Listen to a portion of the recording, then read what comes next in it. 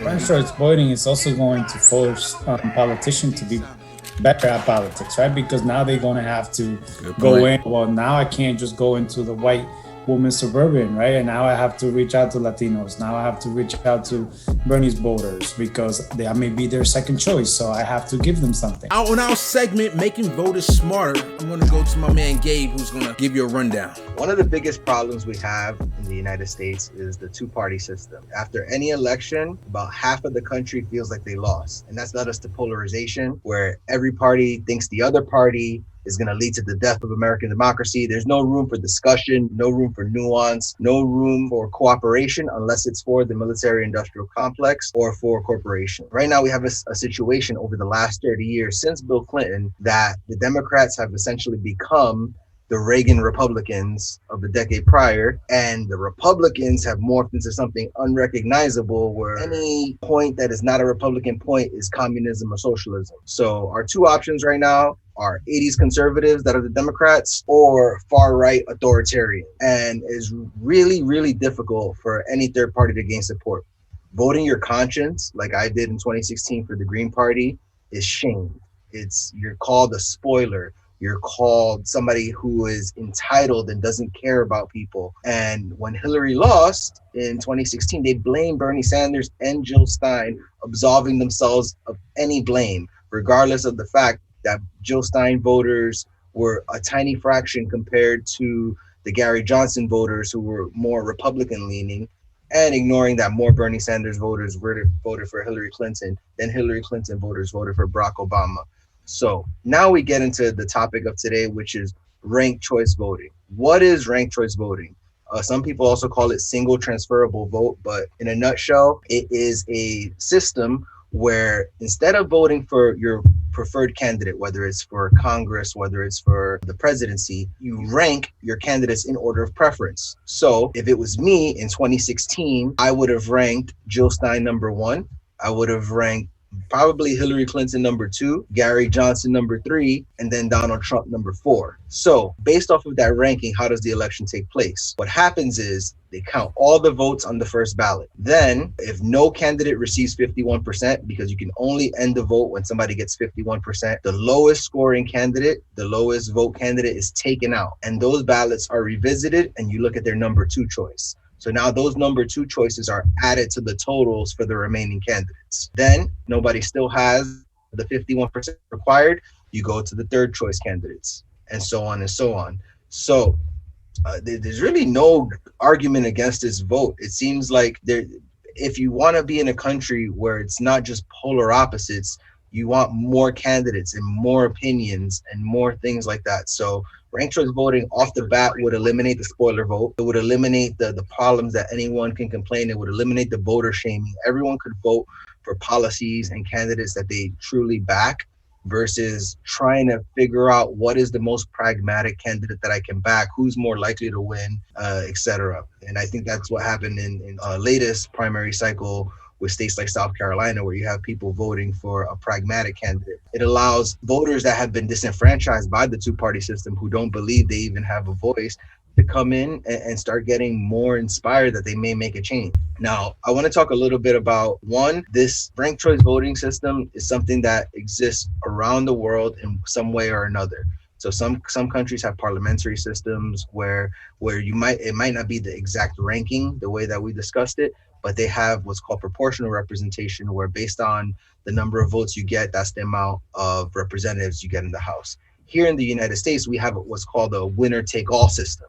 So if you win 50.01% of the vote and the other person is 49.0, you're going to get that seat and 100% of the delegates or whatever, if it's the electoral college. That's not really the way that it should run. You know, you should have proportional representation based on the number of votes. So going forward there's multiple elections in history where ranked choice voting could have changed that. We talked a little bit about the 2016 election, but the most notable example nationally is the 2000 election, where George W. Bush beat Al Gore, and it is the birth of what was called the Nader effect, where Ralph Nader of the Green Party was blamed for Al Gore losing Florida. what happened then was people were voting their conscience in many cases, and they liked Ralph Nader and they voted for him. But what's ignored by that is that 12% of Democrats actually voted for Bush versus the 1.6% that Nader got. And it's just something that we have to look at. If there was ranked choice voting, many people could have voted for Nader, but then all of their second votes would have gone to Gore, or most of them. If we want to look at the more recent election, 2016, which I spoke about earlier, if you took out all of Jill Stein's voters and you took out all of Gary Johnson's voters, it actually helps Trump, which is crazy because Gary Johnson got 3% of the vote nationally. Jill Stein only got 1% nationally. So the only scenario where Jill Stein voters could have helped Clinton is if Gary Johnson stood in the race and only Jill Stein got out, which is a very unlikely scenario. So Gabe, I started looking at arguments against it. I guess the most kind of in-depth article I found was from the Heritage Foundation, where Jeannie Thomas, Clarence Thomas' wife, did a lot of work for, including in the 2000 election, like we mentioned in a different video. And he didn't recuse himself. But anyway, I digress. Other reasons are kind of knocked down. They're like, they just want to say anything. You know, one of the reasons they mentioned was like, at the end, somebody that doesn't get a majority will win.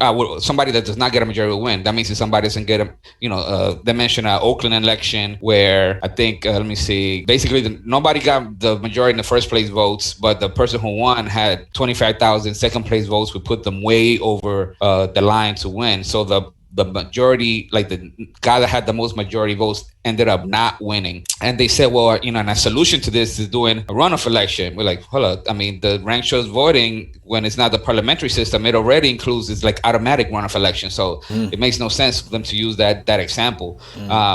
They talk about how it might take too long to happen. Well, only if you don't have to do a whole bunch of runoffs. It could be just the same as a regular election majority, but then if you have to do a bunch of runoff elections, it could potentially be faster to just count instead of have people coming back to the ballot again and voting again to do the runoff. So it undermines one of the other arguments. So, I mean, they just they call it a gimmick, but it's basically because it's not beneficial to the way the system is right now. And, if anything, they always love the status quo. I want to highlight two elections over the last 2 years where ranked choice voting would have helped in the districts tremendously. First one is in my home district of Florida 27. In 2018, this is 2 years into Trump, there was a very heated primary in the Democratic Party. There were 4 progressive candidates. David Richardson, who was a Florida state representative, or you had Kristen Rosen Gonzalez, Matt Hagman, and Michael Hepburn, who was a brand new Congress / Justice Democrat. So 4 progressive challengers. Establishment candidate was Donna Shalala. Donna Shalala was part of the Clinton administration. She was on the board of United Health. She was the quintessential centrist corporatist candidate. So during the debates, which I went to live, Donna Shalala never showed up. You had these 4 progressives debating each other over who was more progressive. Wow. And the one thing they agreed with was they all hated Donna Shalala, and she was literally the worst. They all said, I would support anyone on this stage over Donna Shalala. And then what happened in the primary? Donna Shalala won by 5 points. And I'm going to give you the vote breakdown just so you can see how preposterous this is. You have Donna Shalala, 31.9%, essentially 32%, call it. David Richardson, 27.5%. Kristen Gonzalez, 17.5%. Matt Hagman, 16.9%. And then Michael Hepburn, who I voted for, 6%. So if you only took Michael Hepburn out, you get enough to beat Shalala, and he was the lowest earning candidate. If you added every candidate together, I think it's almost 70% of the vote. Wow. You're saying it's your fault? I think it's our fault as progressives, because we need to unite and we need to figure this thing out, and we need to read the tea leaves and come to agreements, just the way that they did in 2020 right now for the Democratic Party, how the centrists united and they all dropped out and they made their agreements. We need to get better at that. So I think that's separate from ranked choice voting. It's about consolidating at the end, the same way that they did for Biden against Bernie. Well, it is also ranked choice voting, because if for example, if Michael Hepburn was taken out as the 4th candidate, as the lowest scoring candidate, most of his votes would have went to any of the others. Right, but what I mean is, we know that we're not going to have any help from the Democratic establishment to get disconnected. So we could have the same kind of consolidation without having ranked choice voting. But what I want to say about ranked choice voting specifically is that it's not only for us progressives. It could help Republicans too, because there's a lot of Republicans that hate they talk about the Washington leaders, whatever, and they could use ranked choice voting in their own elections in their own states. I mean, imagine, I don't know the breakdown right now, but imagine how many people would have had that didn't vote for Trump could have had Romney or somebody else as the second choice, and they could have won and beat Trump in their primary. So I'm sure the Republican establishment would have been happy, and the Democratic establishment would have been happy with that. It's something that it crosses party lines because it doesn't limit your choices to just the lesser of two evils. You know what I'm saying? Yeah. So Republicans deal with that as well. So instead of framing it this way for us, we got to frame it for the people. Difference between asking people to consolidate, which I'm for trying to consolidate and be better in strategy, but it also doesn't limit us. If you have two people that both are around 30%, why should one of them drop out? Maybe one can win with 31, one could win with 32. So in that case, it doesn't make sense to ask somebody to take a seat in this, but that regardless, one of them is going to win based off of the ranked choice voting, because it allows them both to stay in the race and not be spoilers free. Yeah, I just mean that ranked choice voting is a harder pull, a harder accomplishment than just having more cohesion. Ranked choice voting is also going to force politicians to be better at politics, right? Because now they're going to have to go in. Well, now I can't just go into the white woman suburban, right? And now I have to reach out to Latinos. Now I have to reach out to Bernie's voters because they may be their second choice. So I have to give them something. I have to reach out to the factory workers in Michigan. I have to reach out to the rural voters. You got to reach out to everybody. So it helps everybody. And then maybe we could have a little bit of, less division. Democrats they don't do it as much, but just focus on a small sliver of a base to get you just over the line. With this way, you have to cater to everybody and eventually be the president for the entire country and not just your racist base. Yeah, the Patriot Act had a clip. They covered ranked choice voting, and they showed a advertisement that actually two candidates did a joint advertisement. Hello, I'm Mark Eaves. And I'm Betsy Sweet. And in this upcoming governor's race, we are competitors, but we have been longtime allies. On June 12th, you can vote for me first and Betsy second, or me first and him second.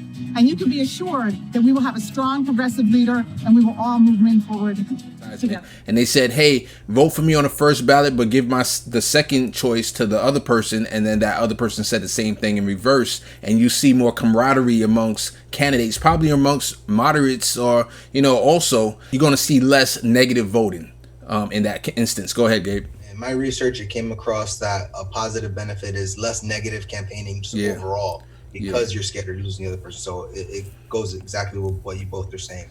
And this Florida election is not the only one. More recently, in 2020, we had Massachusetts' 4th congressional district where the exact same thing happened.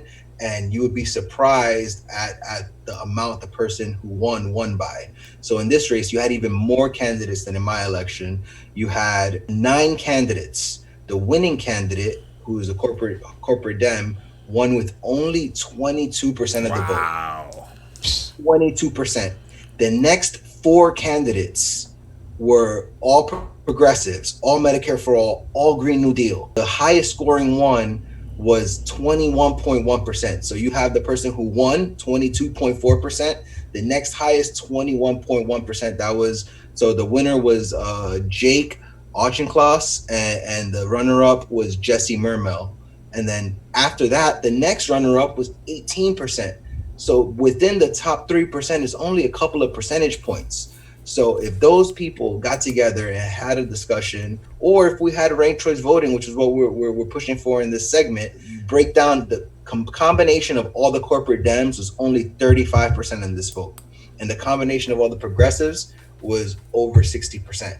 So we have to get better, either by ranked choice voting or by just getting smarter and talking to each other and not letting these corporatists beat us like this. So yeah, that was the race that Joe Kennedy III, he's not eligible of going back for his seat. That was his seat, and when he ran for Senate, he had to give up that seat. I would like to see a framework, the same way I haven't came up with an exact framework, but the same way we have the People's Gauntlet that's for vetting candidates. I really am racking my head of how we can come up with a framework so that progressives can somehow know whether it's a month, 2 months before the primary date, that we figure out a way to just consolidate. So for example, in the Joe Kennedy's race, we know that there was 4 people who advocated for Medicare for all, which is my personal litmus test on if you're a progressive or not. And we would say, okay, who's polling the lowest? If you're polling the lowest by this date, we need you to drop out and endorse. We'll make whatever deal you want to cut. You want to be chief of staff. I'm throwing something out there. We have to come up with some kind of framework. And to wrap up the segment, so progressive policies are the most popular policies in the country. This isn't an opinion. This is a fact based off of multiple polls from going back to 2015 until now. So when you look at on an issue by issue basis, for example, getting money out of politics, according to Pew Research in 2018, 77% of voters believe in getting money out of politics, but we're nowhere near that. Medicare for all, in the most recent Hill Harris X poll, was 70%. And in the most recent Kaiser Family Foundation poll was 56%, which is still pretty high. Mm-hmm. Then you have cannabis legalization, 69% as of November 2019 in another Pew Research poll. So the issues themselves poll way over 50%. And if we believe in our issues, we also have to come up with solutions like ranked choice voting that can allow the voters to vote for their conscience. And ultimately, the goal is get these issues passed, because we don't care about individual candidates. We care about policy, and we care about progressing the country forward. All right, everybody, let us know in the comments below. Are you against ranked choice voting? Do you see any disadvantages to it? And also, if you have any ideas for a framework for consolidating on the candidates, I would love to hear that. We're going to make this thing happen. It's me and you and the political junkies. We're all political junkies together. We're going to change the system. Let's do it together.